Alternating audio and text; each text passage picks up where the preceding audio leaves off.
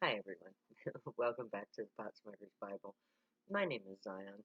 I'm the author of the Potsmoker's Bible, which contains the prophetic book of Zion, where I get my name and authority. It comes from the Ketuvim, or Old Testament, of the Christian Bible. I use the King James Version of the Bible to put together the prophecy of Israel, which is the book of Zion. The reason I call it the book of Zion is because it foretells the events of the life of the prophetess Zion, who is the matriarch of the Jewish tribe of Zion and the mother of the foretold future nation of Zion, which I am in the process of creating.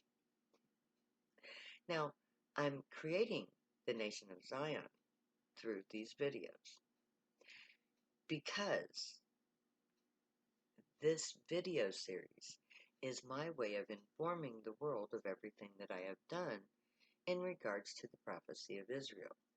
Not only did I put together the foretold prophecy and wrote a book about it, but within that book, I found a set of instructions which showed me how to fulfill the prophecy, making me the Zion foretold.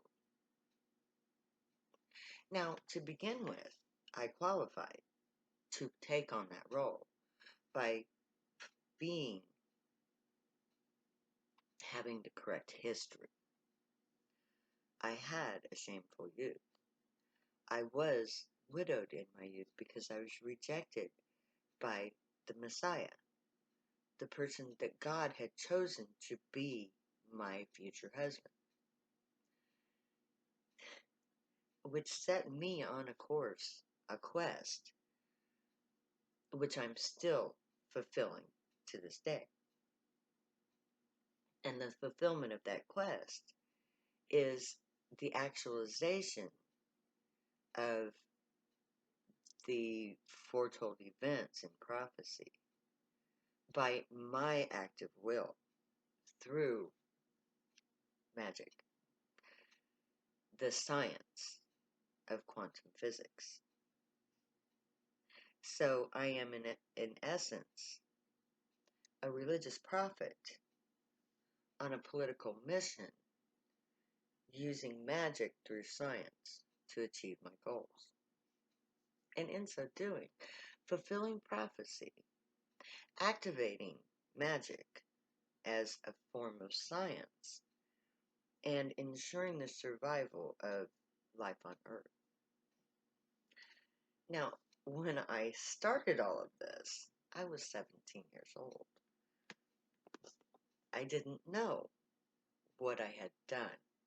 I didn't understand that until way, way later, like as in 2007, when I actively opened the Temple of Zion in York, Nebraska, and in doing so, set in motion a preset course of events,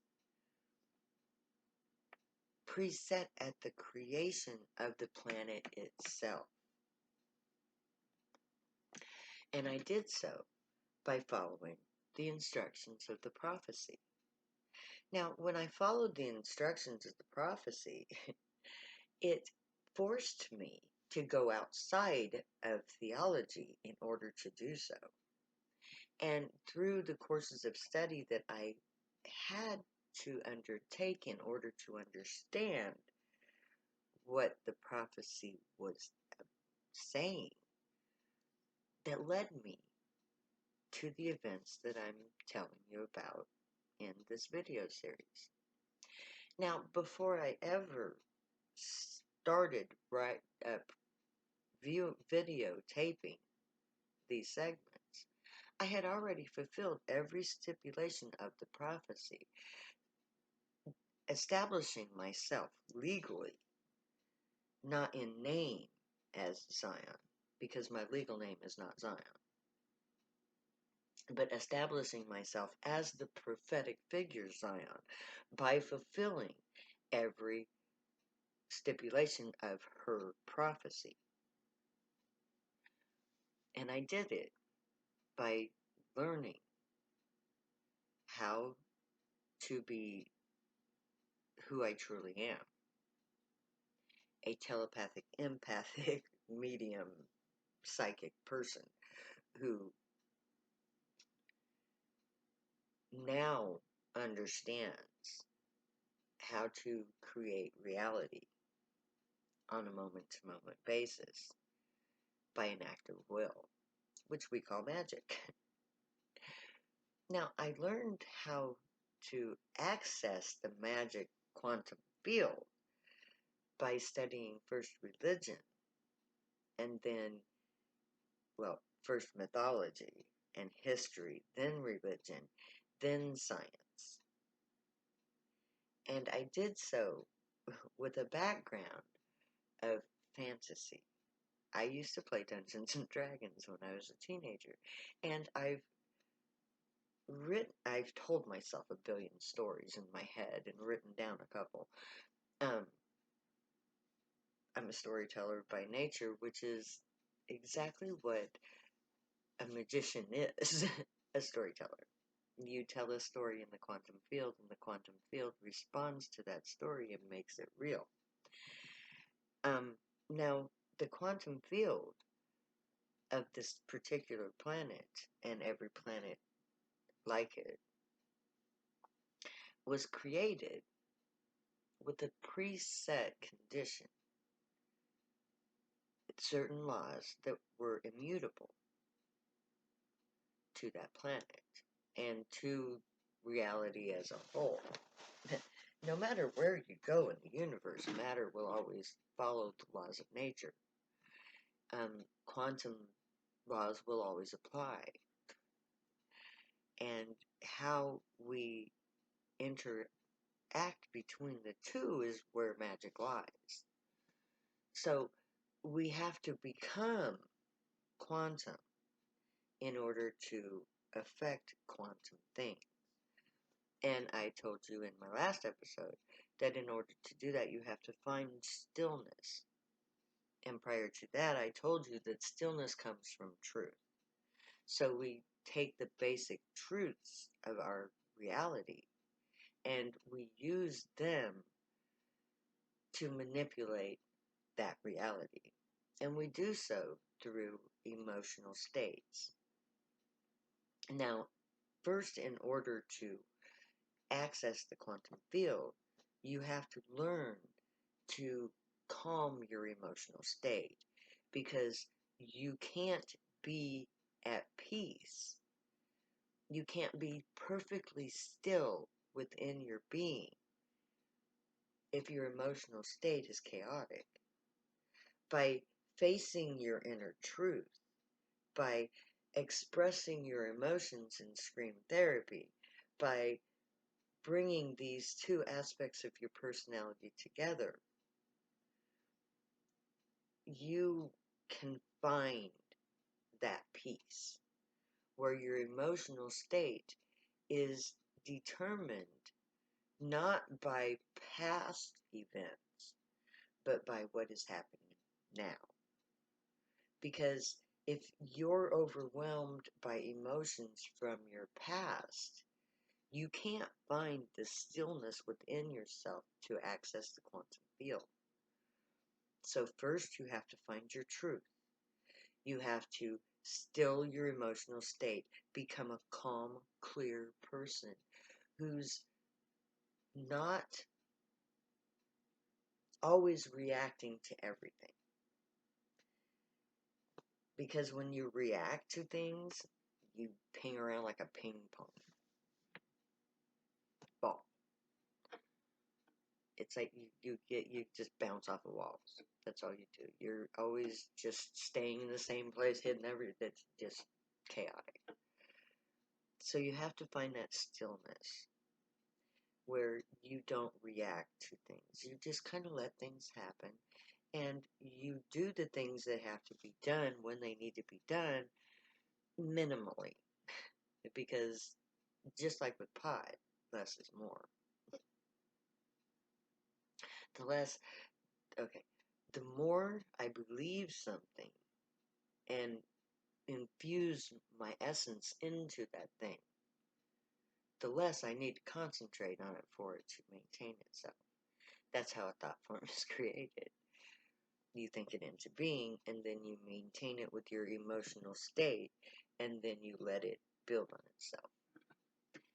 So that is how false concepts are created as well as true ones.